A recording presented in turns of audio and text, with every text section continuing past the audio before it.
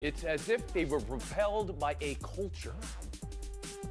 39-14, out-toughed is how Celtics coach Ime Udoka described what happened to the C's. Jimmy Butler and the Heat imposing their will while Boston missed two starters, Smart and Horford. Miami taking game one, 118-107. Ramona Shelburne, around the horn to you. What did you learn last night, and did it in any way adjust your outlook for the series? You know, I was wondering if the Heat was going to be able to score on Boston's defense in the series, especially without Kyle Lowry. I think we got our answer because Jimmy Buckets came to play. He's got the best plus-minus throughout the playoffs of any player, plus 143 for Jimmy Butler. Unbelievable in the second half, and I think that Heat defense really kicked in because the Celtics looked like a team that was tired from that 7-game series against the Bucks, especially in the second half. They went on a 22-2 run in the second half, a couple of turnovers. Jason Tatum had 7 turnovers in the third quarter, most he's ever had. I want to see what happens in the next game here when they're on more equal footing, but Jimmy Buckets, unbelievable both sides of the ball. So you're not adjusting your series outlook, but you are learning that Jimmy Butler's a closer? I think we already knew that. Pablo Torre, how about you? Well, what we learned is that not only can Jimmy Butler be the best player on a championship team, Tony, is that when he is attacking and hunting Peyton Pritchard, he could be the best player on the planet. Like, in a lot of those clips we just watched, Peyton Pritchard is the guy getting hunted down. Okay, but it won't be Peyton Pritchard if Marcus Smart comes back, if Al Horford's on the floor. Correct. That's right. Correct. And so I think this series is going to be tighter than I gave it credit for. I think the Heat are better than I gave them credit for. I think Heat culture is mostly about empowering Jimmy Butler to be the best version of himself. Let's strip the cliches from it. Just give him the ball, let him do whatever he wants. But I do think that not having Horford and Smart is going to make this look very different in game 2. Harry Lyles Jr., bring you in here. Your takeaway from game 1.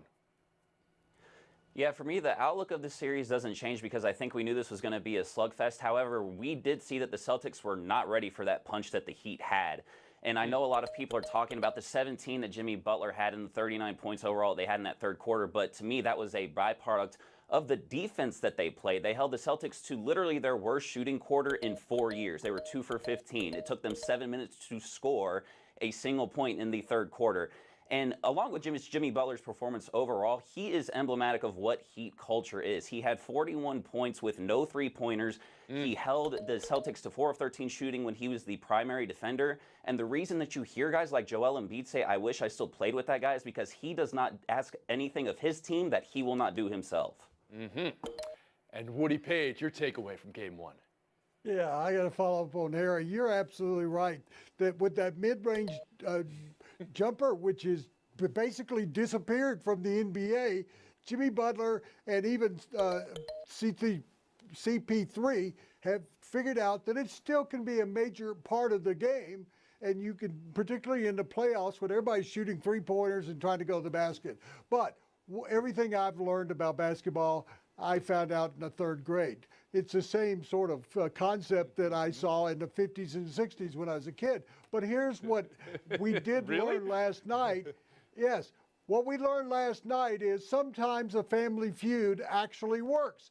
If you go back to March, when Butler and Spoelstra got into it and one was calling the other one crazy, and you said, what is this going to lead the Heat to? It led them to the situation where they are right now. They are 15-6 since they had that little beatdown on the sidelines. That's what we've learned, is it's okay to do that. Pablo Torre, last word after the horn. Well, hold on. If you were to transport like Bam Adebayo back in time, Woody, to your childhood in the 50s and 60s, you would have been burned for witchcraft, okay, beyond the whole time travel thing. But the fact that these games, the fact that the Heat are playing this way and dominating is even more impressive given the modern context. I think there was a combined 64 three-pointers in yesterday's game attempted, Woody. That was not happening when you were in third grade. We'll let that slide. We'll move on. Tonight, game 1, Mavericks-Warriors. What the Warriors must do to try to slow down Luka Doncic, if it's even possible. And if what Dallas did to Booker and Paul in the last series, they can do to Curry and Clay. And also one more question I'll just throw out there. Who will end up with more technicals, Draymond or Luka? But let's start with this. Around the horn, one-word answer, just so we're on the record here. Okay. Ramona Shelburne, first to you, Steph or Luka? Luka. Woody Page. Luka. Harry Lyles Jr. Steph? Pablo Torre.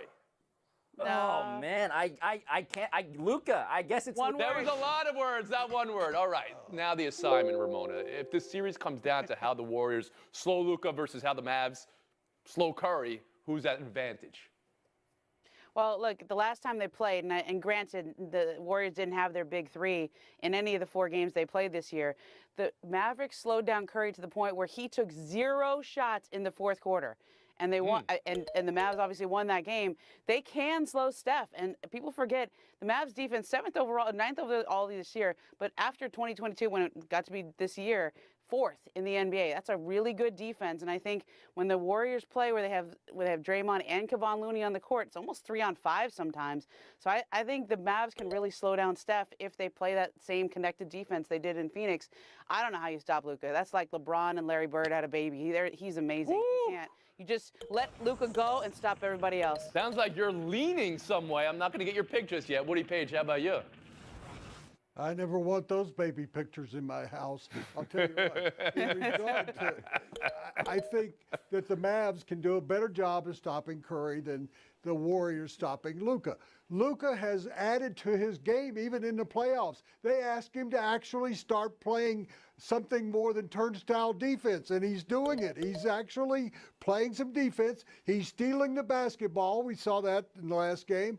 He is shooting, and if you want to stop him, and I'm the Warriors, I'm going to make him go left. Whenever he goes right, he's got a lot of possibilities that he can deal with in terms of shooting, driving to the basket, and assisting over into the corner. So I think the Mavericks have a much better chance of holding down Curry because he's not that great of an assist man. I know that sounds strange. He doesn't play any defense, really, to speak of, and you're going to have to depend on him to make a lot of three-pointers. Harry Lyles Jr. I do think that the Mavericks are going to have a better shot at shutting down Steph and Clay than the Warriors would have with Luka for a couple reasons. One, because Gary Payton II is still, it looks like he's going to be out for most of the series. I think he is a big piece of what they do. And they play really good team defense. Like Andrew Wiggins is probably going to get a lot of burn here, but it's still going to have to be a team effort.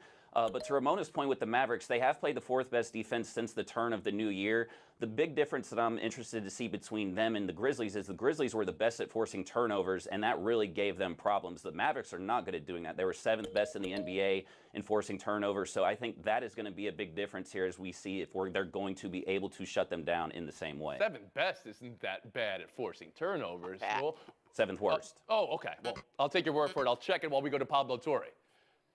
Yeah, look, the thing about Luka and how the Warriors are going to defend him is that they're probably going to do what they did against the Nuggets and the Grizzlies, which is to say they're not going to prioritize defending Luka, right? Jokic went off. They stopped everybody else on the Nuggets, right? John Morant, before he got hurt, they let him get all the shots he wanted, stop everybody else. They know they can't stop Luka. The thing with Luka, though, and why he is the pick over Steph Curry, which is a really hard thing for me to say, even after watching all of this, the reason why he gets the edge is that his ability as a passer, as somebody who solves every possession like LeBron James, like it's a Rubik's Cube, Tony. He is going to find Jordan Poole every opportunity he gets. He's going to go 5 out with those shooters. It's going to be insanely difficult to stop the Mavericks offense as a whole because Luka is at the center of all of it. So, again, somebody's leaning there. Pablo, you're leaning Dallas in this series.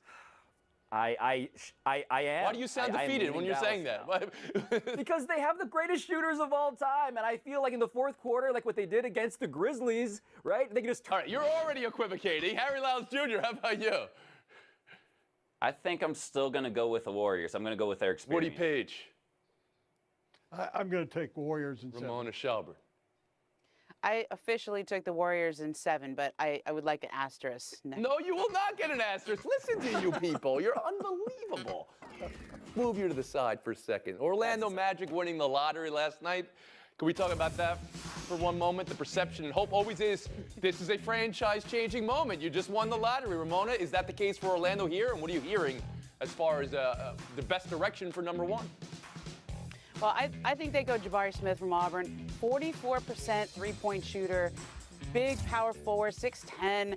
I know they keep drafting power forwards, but this is a really good one. And this isn't an obvious pick here. It's kind of who they like, who their department likes. But I think Jabari is going to be their point pick. Blank, is this a franchise-changing moment? It's in the eye of the beholder. Oh, okay. Well, that doesn't sound like a franchise. I don't need to mute you for that, does it? Trying to be nice. Harry Lyles Jr., how about you? I think it could be a franchise-changing moment. I think what the Magic need to go for here is you need to be a team that you're not going to win a ton next year, but you need to be fun. And I think that they can be fun. I think Jabari Smith is a good pick here because he is a good shooter. He is also, which is very important in today's NBA, a big that can defend multiple positions. So him along their young core, I think, would be fun. But I think the benefit with him is he is a safe pick while also having a very high ceiling like the other two guys that you could possibly get here. Woody, franchise-changing moment for Orlando? No, I think back to Shaq and Penny Hardaway. That to me was franchise changing. I think they have will have three outstanding young players, but they're going to have a veteran come in. Somehow they're going to have to attract somebody that has been around the league and been around the playoffs and actually guide those three guys, sort of like what we saw with Phoenix with their young players. So I'm not seeing that. Holmgren, I think, is the perfect choice for the Thunder. I want to go to the second pick. I think he's a guy, and we've seen in the past first-round draft choices that fail overall. And then we had the second guys like the Michael Jordans who were second or third. So I think Holmgren's going to be the guy in the Thunder's future that actually brings them back to relevancy. And Pablo Torre. I like how we get to celebrate the Thunder. LeBron James calls Sam Presti the MVP, whereas once upon a time running a process like this got you fired. I just like how we've come around full circle now. Finally, wisdom has been achieved. And look, the Chet Holmgren thing, I will say this to push back on what Harry said, right? He said there's no ceiling. Well, he said that they all have high ceilings. No one's ceiling is as high as Chet Holmgren's. Did you see him standing next to David Robinson? The idea that this guy who claims he's 7 feet tall is really 7'3", a guy who is a guard in the body of a center. That is a real... That body, historically, NBA teams would be a little wary about starting a franchise or turning it around. But you think the NBA's changed to the degree where Chet Holmgren can be built around? I do, and I saw him stop Jalen Duren from Auburn. I mean, Jalen Duren's like... That'll be the last in Game 1 on Panthers home ice. And now, Woody Page, your Avalanche outshot St. Louis 41-25 in regulation. Still needed overtime where they outshot him 13-0. Josh Manson, game winner. Woody, the ice is yours. What was the bigger result? Sure. I mean, the best friend of the Blues last night was the post. It stopped 5 shots or it would have been a blowout. I think it's possible. It's not about the Blues or the Avalanche. It's about the Panthers and the Lightning. I mean, here's a team, as you noticed, the 0 for 21 in power plays. No team has done that more often since 2011 with the Boston Bruins, who went 30 power plays without scoring. And you got that the Panthers have lost 7 consecutive opening games in playoff series. They got to get their act together. You know, you just mentioned the 2011 Bruins with the record for 0 for 30 at least. That team won the Stanley Cup. So, Ramona Shelburne, we'll go to you.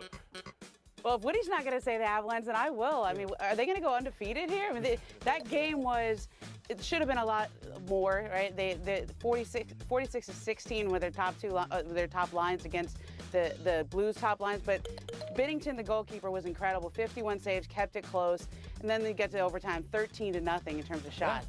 It shouldn't have been Pablo Torre. Yeah, look, the Florida Panthers to me were the story of the regular season. The fact that the Tampa Bay Lightning are putting the fear of God into them, not just because of the power play stuff, because the Tampa Bay Lightning, beyond being the 2-time defending champions, are also the team with the 18-game playoff winning streak in games after they lose. So the idea that, hey, you're going to get one off of the Tampa Bay Lightning, great. The bad news is you're definitely going to lose. But they didn't even get that last night. Okay, and Harry Lyles Jr. Yeah, to me, I'm buying the Avalanche here. Like, the Blues goaltender put up a great performance, and it still wasn't enough. The Avalanche got 29 more shots off. To me, this not only signals that the Blues have almost no shot in this series, but that the rest of the NHL is in trouble. This Avalanche team is seriously really good, and I think to Ramona's point, it'd be pretty neat to see if they could run the table. I mean, nobody's ever gone 4-4-4-4 before. I mean, I think the only time an undefeated postseason happened was the Canadiens in 1960 when there were far fewer rounds. We'll move on. Buy or sell Woody was there. An equal pay deal reached in U.S. soccer. Women's and men's national teams to receive equal split of World Cup prize money, identical appearance fee and bonus criteria, commercial revenue sharing, and equal travel and playing surface accommodations. So no longer will the men make more for qualifying than the women did for winning or women's games on AstroTurf. Finally creates the one nation, one team, WMNT forward Mitch Purse said. A lot of congratulations and credit being exchanged here. Harry, how do you consider it? I'm buying that this is the way that it should be. You know, the women received $4 million in prize money for winning the 2019 Cup, their second consecutive, whereas the men in 2014 got $5.4 million just for making it to the round of 16. And so now that there's going to be 90% of money put into the pool, that is more than any other country that has done that has tried to equal the pay disparity has done. And I think also the little details here matter as well in terms of travel and also the playing surfaces. So to me, treating women's sports as equal is how we advance women's sports as well. Pablo Torre. Yeah, I was so cynical. I never thought I would see this happen, but it's a smart and fair deal, Tony. The economics of the World Cup are fascinating and often misunderstood. The prize money in aggregate for the men is 7 times that of the women. You might assume then it's because of the revenue, but they negotiate all of it together, so you actually don't even know the revenue for the women. So all of this, what that does is, let's take out the fuzzy math, let's just deal with reality here and what we think should be fair. And the men came to the table and they said, you know what? Equality is actually fair, and it is. Ramona Shelburne. You know, I was thinking about this, and the way we represent ourselves internationally through sport, through the Olympics, through the World Cup teams, that really is an expression of our values. And I think it was really important and heartening for me to see this because it's been a long time coming. The women have been fighting for this for a long time. And for the men's team and for USA Soccer to decide we're all going to get together and do one team, that's an expression of American values that we really do take this seriously. And, you know, a wise woman once said to me, the way somebody shows their appreciation for you is it's money and what they pay you. And the fact that USA Soccer finally stepped up is doing that, that shows an appreciation. It's not just because they win, it's because they value them. And Woody Page. There's a famous quote about landing on the moon, and it applies here. One giant leap for womankind. I really believe that, and it's not just about the money. I mean, I was touched by parental care. I mean, really something as simple and necessary as taking care of the women when they might become pregnant and have babies. I can't imagine, in addition to that, travel, talking about the surface they play on, the way they're treated. That's as important as the money in my mind. Thanks for your thoughts on that. Woody Page, Pablo Torre, front row seats for separated on the Mercury bench. You can watch it here while Phoenix Mercury coach Vanessa Nygaard tells us what you're seeing. Yeah, I mean, people play sports with a lot of passion. We're not the first team to have any kind of arguments or disagreements on the bench. We've seen throughout the NBA this season and other leagues. So. Ramona, she called it passion. How do you describe it? Yeah, you know what? I think we need to stop being afraid of women yelling at each other and having some passion out there. When Jimmy Butler and Eric Spoelstra got into it on the bench, we did a topic on it too, but it turned out to be pretty good for the Heat. Okay. Harry Lyles Jr. Not only did it work out for them too, but also look, like these are two great players going after it. If there's not passion on that bench, I think that's when you need to worry about something. Passion is still alive. We'll move on. 5 Astro home runs in 1 inning off of Nathan Eovaldi last night. And the same Red Sox fan in the monster seats caught 2 of them, 1 on the fly, 1 on a ricochet. Harry, what kind of night was last night for that Sox fan? That's a great night. I will give it to him that it stinks to watch your team lose, but hey, there's 126 more games, and how many times do you get to walk out with the 2 receipts for the reason why your team lost the game? Momo? Something feels off to me about this. There's no one else challenging him for those home run balls. Like, getting one home run ball is like getting struck by lightning. And I just saw him both times. There's like maybe one person kind of running in. You're calling out the fans in the monster seats? Is that what you're doing, Momo? Don't you want that ball? It's been a tough year for them. Man, They're not used to. Red Sox have had a tough start. Point, game, FaceTime, Momo.